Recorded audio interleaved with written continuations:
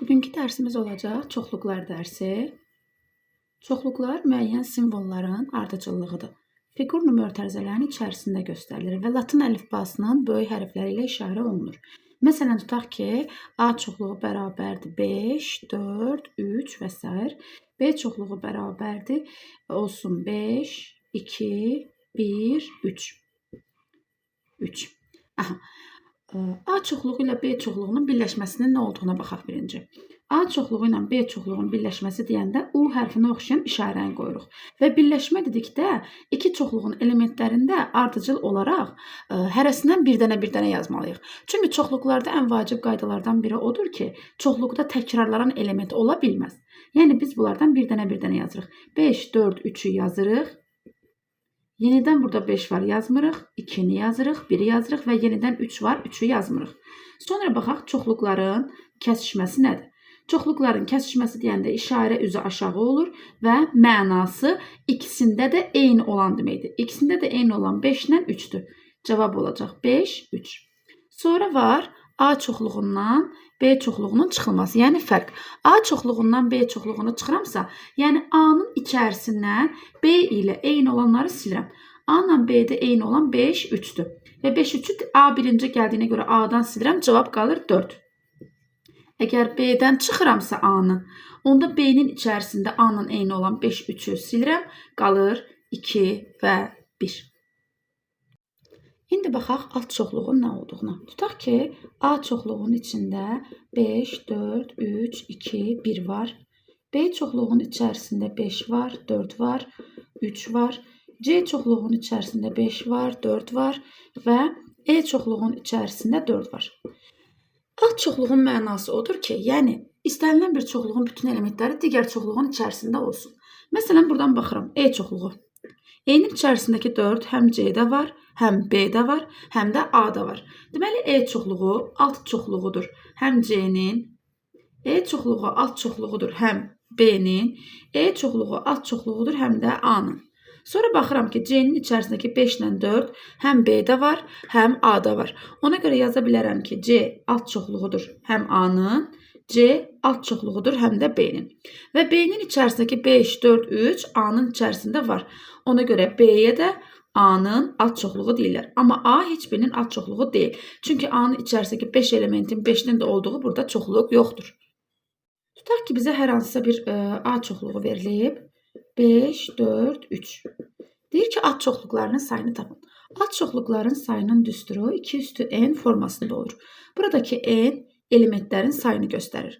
A çoxluğun içərisində 3 dənə element olduğuna görə onun alt çoxluqları 2 üstü 3 olacaq. Yəni 3 dənə 2-nin hasili. O da eləyəcək 8. Tutaq ki, bizə A-nı 5, 4, B-ni 2, 1 verib və bunların kəsişməsini istəyir. Kəsişmə bilirdik ki, ortaq olan elementlərdir. Burada da ortaq olan element olmadığı üçün bunların kəsişməsi 0-dır. Yəni boş çoxluqdur. Qeyd eləyək ki, boş çoxluq deyəndə heç bir elementi olmayan çoxluq başa düşülür. Bir də çoxluqlarda bilməmiz gərəkən vacib işarə bu işarədir ki, bu işarənin adı daxil olmaqdır. Məsələn, A-nın içərisində 3, 4, 5 var. Tutaq ki, bizə deyir ki, 3 daxildir A-ya. Bəli, A-nın içində 3 var. Məsələn, deyir ki, 7 A-ya daxil deyil. Yəni, A-nın içində 7 yoxdur. Baxaq Euler-Venn diaqramının tapılmasına. Məsələn, bizə 2 dənə bu formada çevrə verilib. Bu A, bu isə B-dir və bu hissə rənglənib. Bu o deməkdir ki, A çoxluğu ilə B çoxluğunun ortaqları rəngləndiyinə görə bu olur kəsişmə. Tutaq ki, bu formadadır. A, B, C. Rənglənib bu hissə. Bu nə olacaq? B-nin C ilə kəsişməsini rəngləyib, amma A-nı rəngləməyib. Deməli, B kəsişmə C, buradan da A-nı rəngləmədiyi üçün A-nı çıxıb. Tutaq ki, bu formadadır. Rəngləyib bu hissə. Bura toxunmayıb.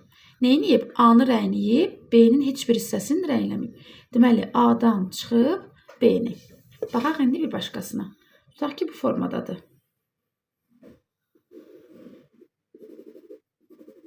Bu C'dir, bu da D'dir. Neyniyib? C'ni rəngləyib, amma D'ni rəngləməyib. Demək, C'dən çıxıb D'ni. Çoxluqlara aid olan vacib nüanslara baxaq. Hər hansısa bir çoxluğun içərisində 2 eyni element ola bilməz. Məsələn, 5, 4 var A-nın içində, təzədən bura 4 və ya təzədən bura 5 yaza bilmərəm. Belə qayda keçərli deyil. Çoxluğun içərisindəki, məsələn, A, 2, 3, 7, 8.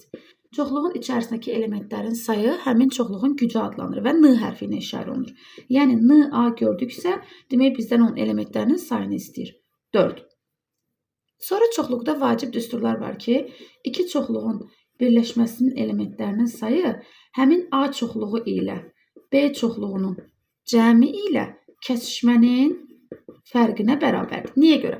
A ilə B-ni üst-üstə gələndə ikisinin də içərisində ortaq olanlar 2 dəfə yazılmış olur. Ona görə kəsişmədə olanları buradan çıxırıq ki, hərəsindən bir-bir yazılsın və birləşməni bizə versin.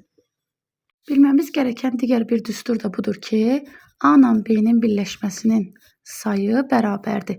Əgər A ilə B-nin fərqini götürmüşəmsə, üstə gəlirəm B ilə A-nın fərqini götürürəm və onların kəsişməsini götürürəm. Yəni, baxın, şəkil üstündə sizə izah edeyim.